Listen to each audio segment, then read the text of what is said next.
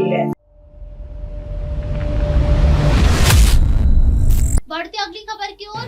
अच्छी बारिश से खिल उठे किसानों के चेहरे। आसे गांव कृषि मंडल में युद्ध स्तर पर खरीफ की बुआई शुरू।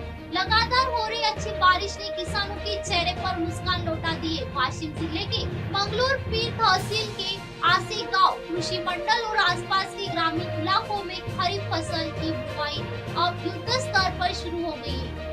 पिछले 8 दिनों में हुई लगातार बारिश से खेतों में पर्याप्त नमी बन गई है, जिससे बुआई के लिए अनुकूल परिस्थितियां तैयार हो गई है। बारिश का लंबे समय से इंतजार कर रहे किसान अब सुबह से लेकर शाम तक खेतों में जुटे हुए हैं। खेतों में ट्रैक्टरों की आवाज और किसानों की भागदौड़ से पूरे इलाके में खरीफ सीजन की रौनक लौट आई है।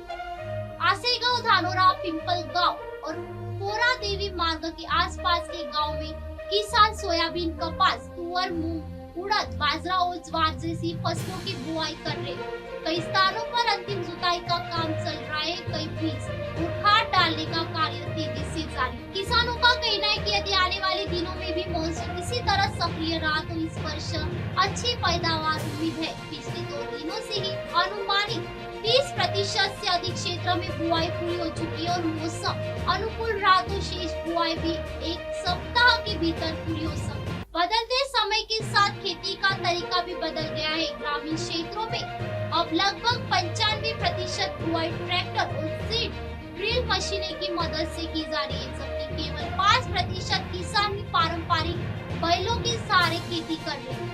यही वजह है कि इन दिनों ट्रैक्टरों और कृषि यंत्रों की मांग भी काफी बढ़ गई है। फिलहाल अच्छी बारिश ने किसानों में नई उम्मीद जगा दी है और पूरे क्षेत्र में खरीफ सीजन की शुरुआत उत्साह और उम्मीद के साथ होती दिखाई दे रही है। तो ऐसे ही खास खबरों के लिए देखते रहिए MNS न्यूज।